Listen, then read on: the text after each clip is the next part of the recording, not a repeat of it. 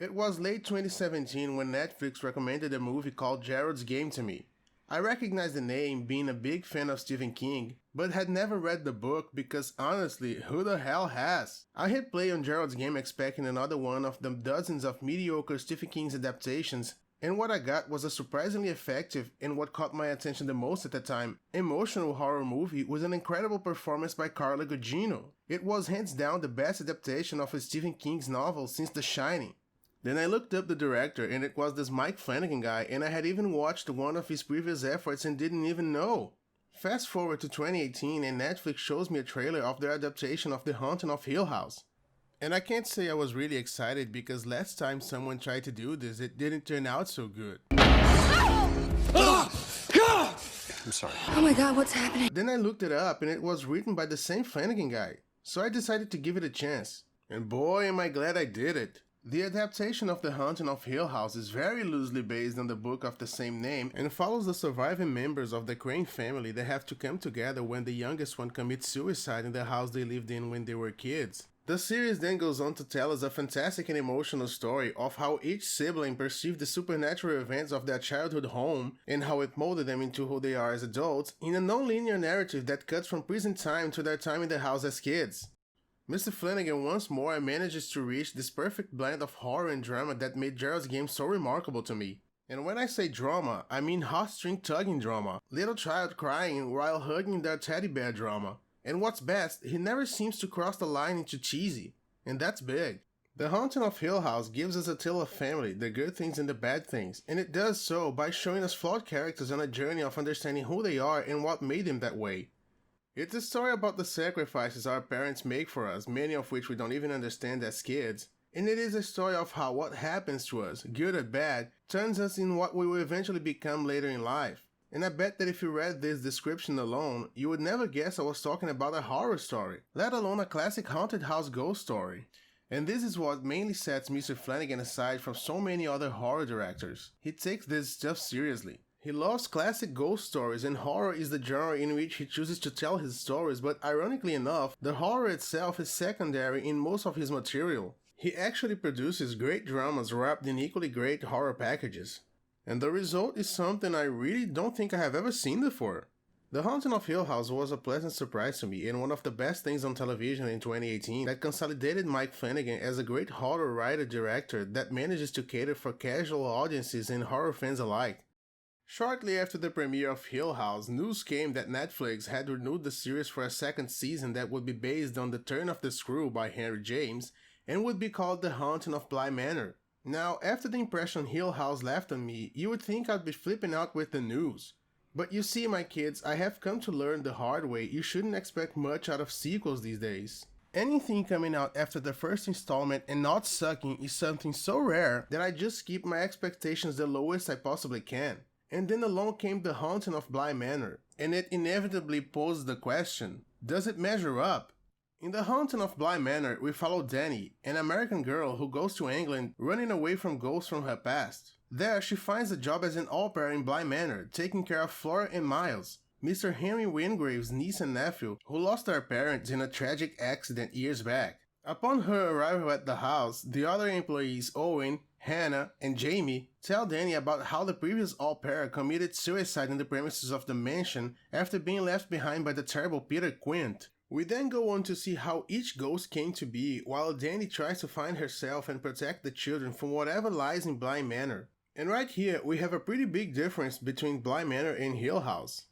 Unlike Hill House, where the haunting and the ghosts were mostly backdrop for the Crane family's drama, the focus now lies on the house and the ghosts themselves, on how each of them is striving to find their happily ever after, each in their own way, be it righteous or not. We follow a confused and guilt-ridden Dani trying to find herself, Jamie overcoming her loneliness, Hannah adrift in life and her unbreakable sense of duty of caring for the house and its inhabitants, Owen coming to terms with his mother's death, Mr. Wingrave's guilt, the truth about what happened to Peter and Rebecca and their plans, and the kids, much like the ones in Hill House, caught up in the middle of all of this without understanding any of it properly. And again, Mike Flanagan gives us a very compelling drama delivered as a horror story that manages to achieve a perfect blend of drama and horror.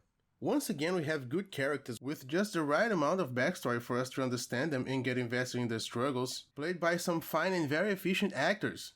Making us feel bad for the good guys can be easily done, but making us feel bad for Peter Quint and the lady in white, not so much. But they managed to do it. And in Peter's case, they do it in one single scene. And while the setting and the details of the story aren't really relatable to most people as the ones in Season 1 were, the main theme of the season is very relatable to almost everyone. You see, whereas Hill House was a story about family, Bly Manor is a love story, a tragic one. A story where lovers don't always have happy endings. As a matter of fact, they rarely do. It's a story about different facets of love, and what people or ghosts are willing to do and where they're willing to go to have true love in their lives, or deaths. As the season goes on, we learn that the ghost that chases Danny is actually her ex-fiancé who died in an accident that happened pretty much because she called off her wedding in the last minute. Hannah is in love with Owen and doesn't know that she has been dead for some time. Peter was killed by a mysterious lady that comes out of the lake every night and is now trapped inside Bly Manor as a ghost. Rebecca actually died because Peter possessed her and drowned her in the lake in order for them to be together in death, and the kids have strange behaviors that are the result of them interacting with the ghosts within the mansion. Also, Danny and Jamie fall in love and start a relationship, and this is one of the few serious complaints I have regarding Bly Manor.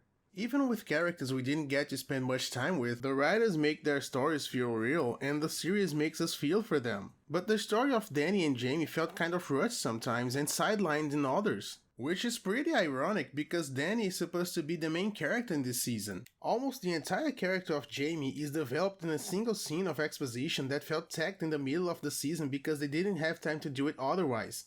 And unlike Peter's scene where Olivia Jackson-Cohen could act the shit out of it, Jamie's scene was basically Amelia Eve saying her lines. And let it be clear that this criticism is not aimed at the actress, but at the scene. There is also this theme of how we survive in the afterlife as long as someone remembers us, as long as our story is remembered and passed on. This in itself is great. The way they do it in the show with the genius mechanic of how it is to be a ghost inside Bly Manor is very interesting and very well done in isolation, but I'm not sure how it ties together with the love stories that are supposed to be the main theme of the season. And lastly, I feel like Bly Manor fails a little on tying all the stories together to the main plot. While the story of the woman in white was nice and well told, I'm not sure we needed an entire episode with her and her alone.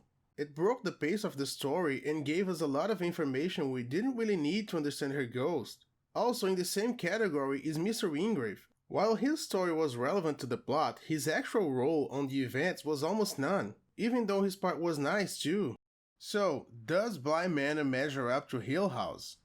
Despite having its faults, some of them significant both subjectively and objectively, I would gladly say yes. Fortunately, it does.